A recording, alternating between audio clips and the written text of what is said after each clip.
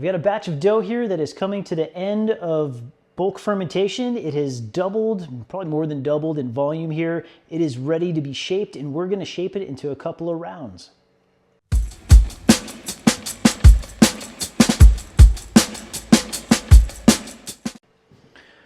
This is an 800-gram batch of dough.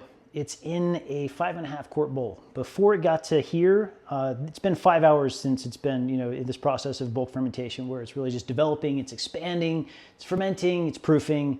These are all appropriate words to use to describe what it's been doing the last 5 hours. Bulk fermentation is generally a 4 to 6 hour period of time where that, expansion happens, dependent on your environment. It's cold here where I am, it's wintertime, so in the summertime it would be more like 4 hours. Right now it's 5 hours. It will vary based on your environment, but 4 to 6 hours is a good guideline. This looked like this 5 hours ago. Now it looks like this. So it's ready to be shaped. My bowl weighs 600 grams. My bowl and my dough weigh 2,159 grams, which means that I have 1,559 grams of dough in here. If I divide that in half, I get like 780. So I'm gonna actually weigh it out. You could totally eyeball it, and that's fine, but I'm gonna make them symmetrical so they look the same when they're done being baked whenever we bake them, 8 to 48 hours from now. We're gonna use Bannetons so we can do some cold proofing. After these are shaped, they're gonna go in the Banneton, they're gonna go in the fridge. And they're gonna be in there for 8 hours at a minimum, maybe 48 hours as a max. And I know I've pushed this out to like a 72-hour cold proofing period in the fridge. This is the magic of using a Banneton in cold proofing. You are freeing up your schedule. So we don't need to wait for these to proof at room temperature and then be ready to bake them when they've doubled or whatever. They're in the fridge, they're safe, they're happy, and you can even bake one 24 hours from now and then the next one 48 hours from now, and you've got like 2 days of bread. It's magic. And I always say make 2, even if you don't want to. Even if you're not going to eat 2, even if 2 is too many, give 1 away. And making 2 gets you more practice with this process of shaping, and then tomorrow or whenever we bake them, scoring, which is another separate skill to be acquired, and baking. So always make 2. What else do we need? Well, we have 2 baskets. These are 10-inch rounds. They fit a 400 to 500 gram batch of dough really nice. This is 800 grams. This is a double batch. If you wanted to learn how to make an individual recipe and work with a smaller batch of dough, because it's easier to handle, and then you get double the practice mixing and stretching and folding, that's a benefit. I'll link to the video in the description for doing an individual batch. All right, let's go. Let's get to work here. This is a 75% hydration dough. Last thing before we go. And this is the do-it-all dough. I'll link to that in the description because I'm not talking about the dough recipe here. We're just going through the process of shaping, cold proofing, scoring, baking, cooling, slicing, rounds. That's what it's all about. The dough, this is a 75% hydration dough. It's the do-it-all dough. This dough can be used to make ovals, sandwich loaves. It makes great pizza dough, naan bread, little sandwich buns. Very versatile, simple dough. That can be scaled up or down because everything's based on percentages. So if you want to learn how to make the dough, the recipe for the dough, all that, click on the links for the do-it-all dough, and that will get you through the process to get you here so you can make some rounds. Anyway, here we go. Bread flour. I'm going to sprinkle just a little bit of bread flour, maybe a couple teaspoons, and I'm going to spread it over the surface of our dough. I want to try and preserve this smooth surface because it's going to make it just a little bit easier to work with. So light coating of flour, and then I'm going to use gravity to tip it out of the bowl. I don't want to rip it out because I want to maintain all this volume that's developed over the last 5 hours. And I want to keep that smooth presentation side that was presentation side up. I want to keep it smooth.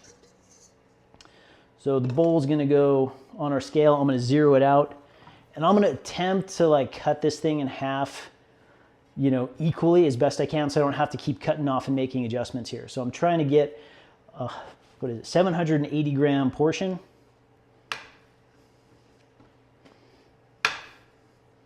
And I feel like this is going to be the smaller of the two. This guy feels bigger, though he's got a big air pocket. And let's see what I got. $7.99. I'm kind of like right in there. Oh no, let go. This dough is very warm today, even though it's winter time. So what am I trying to take off? 10 grams? Something like that. Actually, I can even weigh it. Did I get 10 grams? I got 6. So we're in the ballpark. So this one's going to be $7.93, and this one's going to be, you know, whatever that difference is. Okay, so these do not look anything like a round ball of a shape, but we're going to change that. So they're kind of, you know, a longish rectangle. And don't be afraid to handle them. It's going to be okay. There's a lot of ambient temperature in here, and when they cold proof, they're going to continue to develop. So the size they are tonight in the baskets, they may be bigger when we do get to baking them. How about this one? So we'll call this my 12 o'clock and my 6 o'clock side. I'm going to bring my 12 o'clock side to the middle. I'm going to bring my 6 o'clock side over the 12 o'clock side. My hand's just a little sticky. And I just want to make sure that I'm not making an issue here by having a little bit of dough on my hands. Okay, so, because the smooth side should protect me unless my fingers are sticky. So I'm going to turn it 90 degrees. I have a new 12 and a new 6. I'm going to do the same thing. I'm going to go 12 kind of to the middle, 6 kind of to the 12, and just pinch them, just light pinch. I still have a rectangle, right? That's fine, not a big deal, because now I'm going to go corner to corner, corner to corner. So I just made 4 corners, and I've got like a little bundle, and we're going to go seam side down. And my dough is feeling just a little bit tacky. So super light flour, right? I'm going to give it some wobbles. I'm going to bring a little bit of tension into the dough. Just like if you go to the do-it-all dough and you go through the stretch and fold process and you're creating tension, we're going for the same thing here. We're trying to create some tension in the dough so it's pulling on itself. The basket is going to support the dough and provide it its structure, but I still want to put some tension in the dough so it's kind of pulling on itself. Look, it's around, it's easy. You can kind of see the borders, looks like it's hovering off the countertop. We're good to go, easy. So we have this other guy. I'm going to take its 12 o'clock side to the middle. I'm going to bring the 6 o'clock side over the 12. We're going to turn it 90 degrees. Oh, a little sticky spot, right? I don't want sticky fingers. And now I'm going to work my new 12 to the middle. Oh, and 6 to the 12. And, you know, sticky is good because we want the dough to stick to itself. So don't worry if you have sticky sides here on this side that we just folded in, because we want the dough to be doing that to itself. All right, so corners, we've got a smaller rectangle. We're going to go corners, and then corner and corner. Pinch it together gently, stick it. We've got a little bundle, and we're going down on the counter seam side. And same as before, my dough feels a little tacky to me, so I want to just give myself a little protection. How much was that? Like nothing. It was negligible, maybe like 2 grams of flour. And then I'll work my way around, tuck these edges under, let it sit on its seam for a little bit. Now, if you get too aggressive with your flour, a couple things can happen that are negatives. So one, if you get too much flour on the surface before you tip it on the counter and you start folding sides together, if there's a lot of flour, you're going to end up seeing that flour when you cut into your bread. There's going to be those overly floured sides. You're going to see raw flour inside your dough. That's no good. We don't want that. We don't want to eat raw flour. We want to eat bread. So, you know, being really, really conservative with the flour is a good call. I'd rather be conservative on that first layer and then have to just like add a little bit now to prevent it from sticking to me. If I were to have floured it heavier here and then I'm bringing sides under, or there's a ton of flour like on my work surface, then we also risk kind of gathering it into what will eventually be the crust and the crumb of our bread.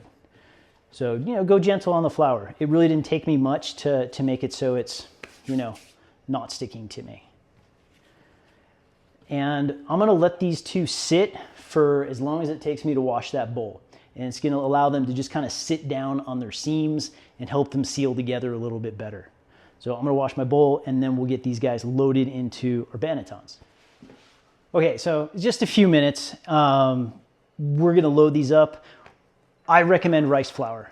Rice flour, I fought this for a long time. For years, I fought using rice flour to do this because I want to keep things as simple as possible and eliminate as many steps and ingredients as I could. But after using rice flour for the last 2 years, I think it's a necessity. I think the results that it produces are worth having just, buying white rice flour. Bob's Red Mill is a common brand. That's the one I usually end up using. Why? Why do I like rice flour? Well, it makes it so I can go bare, naked dough in a Banneton, no liner, and it's not gonna stick. Even after 48 hours of being in the fridge with just bare dough in the Banneton, it'll pop right out. Super easy. So we'll do one like that, bare, and then we'll do another with a liner.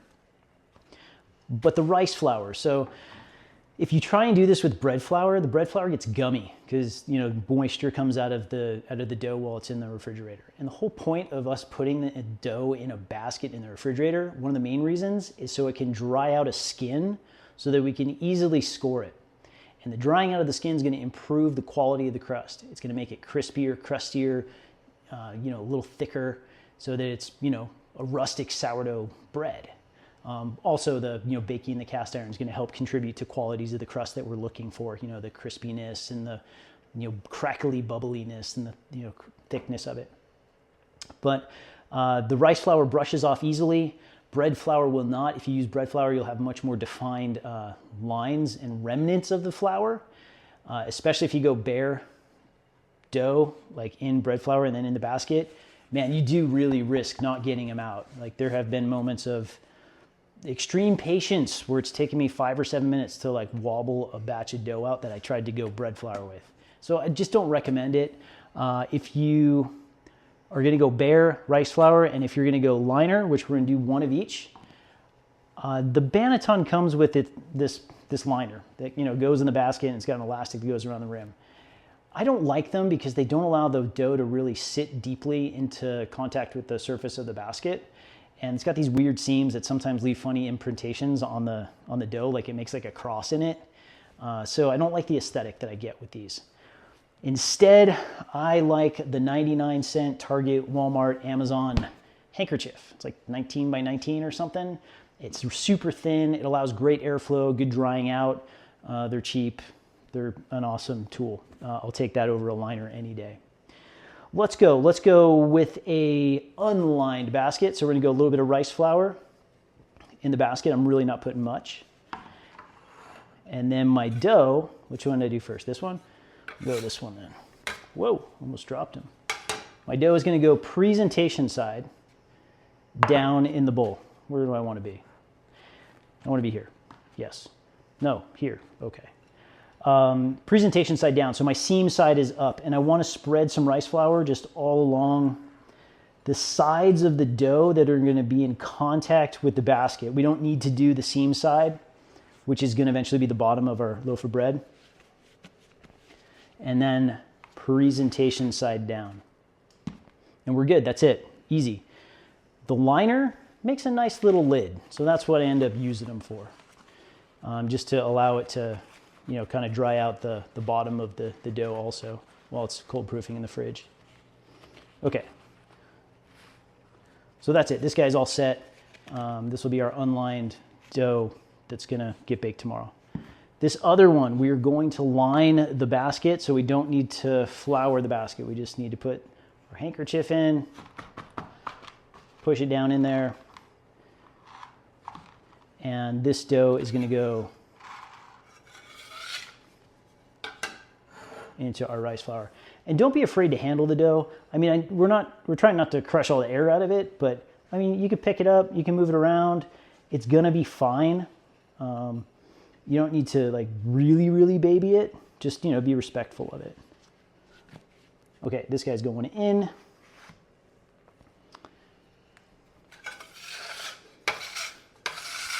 And then we can use the ears of the handkerchief to just, close them up. that's it. So when it's convenient for my schedule, and that's the magic of this, like I was saying, we'll bake these, and we'll bake both of them. I'm guessing probably like 18 to 24 hours from now. So we'll catch up then. These guys are going in the fridge, and in 18 to 24 hours, we're gonna bake a couple rounds.